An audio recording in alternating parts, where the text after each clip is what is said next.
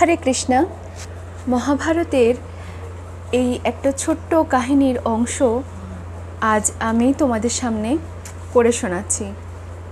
কীরকম লাগলো কমেন্ট করে অবশ্যই জানিও। পাণ্ডবদের হস্তিনাপুর থেকে নির্গত করার পর প্রজারাও কৌরবদের প্রতি খুবই মনক্ষুণ্ণ হন।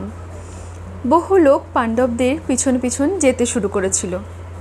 হাঁটতে হাঁটতে তারা গঙ্গার ধারে এসে উপস্থিত হন। রাতটা সেখানেই কাটান তারা। গাছের নিচে শুয়ে তাদের রাত্রি অতিবাহিত করতে হয়।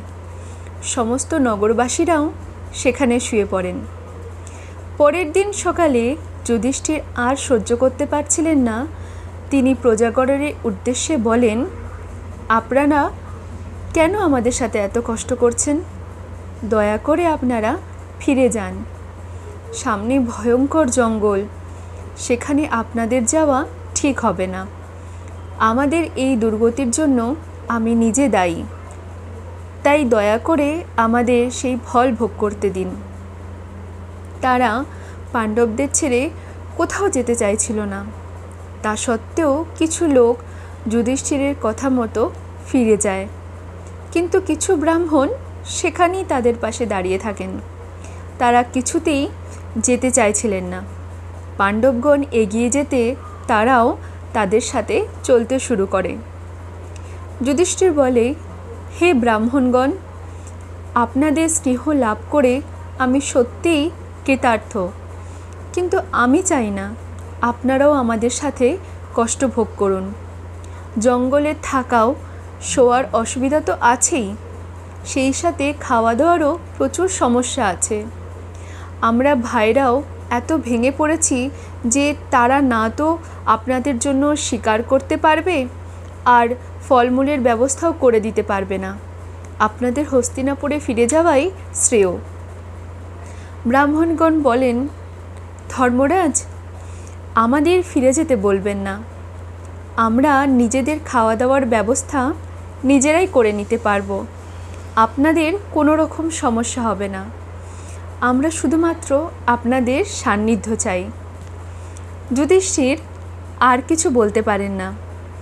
প্রজাদের কাছ থেকে অমন স্নেহ ও সহানুভূতি লাভ করে তিনি ধন্য হয়ে যান। যুধিষ্ঠিরের অবস্থা দেখে তার সঙ্গে আসা লোকজনেরাও খুবই ব্যথিত হয়েছিলেন। সেখানে দণ্ডায়মান বুদ্ধিজীবী সৈনিকরা যুধিষ্ঠিরকে বলেন, রাজন, সুখ দুঃখ তো মানব জীবনের অঙ্গ। দিন থাকলে রাতও আসে।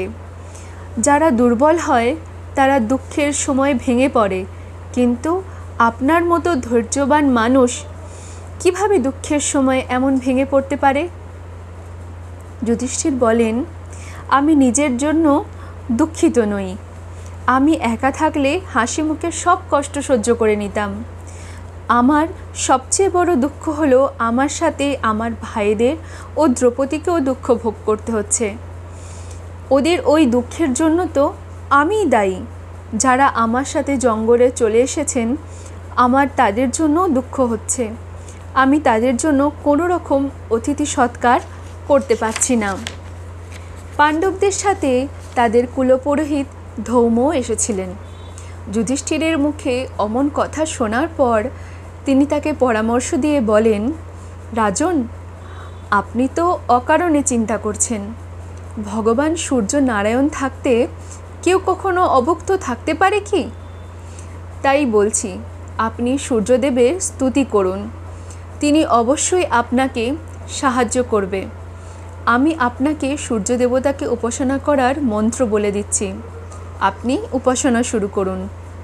তারপর যুধিষ্ঠির স্নান সমাপন করে শুদ্ধ মন ও শরীরে সূর্য দেবতার স্তুতি শুরু করেন। তিনি কুলপুরোহিত কথা শুনে 108 বার সূর্যদেবের স্তুতি করেন এবং নদীতে হাঁটুভর জল দাঁড়িয়ে উপবাস করেন। তার স্তুতিতে ভগবান সূর্য অতীব প্রসন্ন হন। তার সামনে প্রকটিত হয়ে বলেন, ধর্মবীর, তোমার মনস্কামনা অবশ্যই সিদ্ধ হবে। এই নাও অক্ষয় পাত্র, এতে তুমি নিজের মন মতো খাদ্য সামগ্রী পেয়ে যাবে। যতক্ষণ না দ্রৌপদী অন্যের খাইয়ে নিজে না খাবে ততক্ষণ পর্যন্ত এর খাদ্য সামগ্রী কিছুতেই শেষ হবে না। যুধিষ্ঠিরের মনোকষ্ট অনেকটাই দূর হয়। এখন দ্রৌপদী প্রতিদিন এই অক্ষয় পাত্র থেকে খাদ্য সামগ্রী নিয়ে যারা সাথে এসেছিল তাদের খাওয়াতেন, স্বামীদের খাওয়াতেন, তারপর নিজে খেতেন।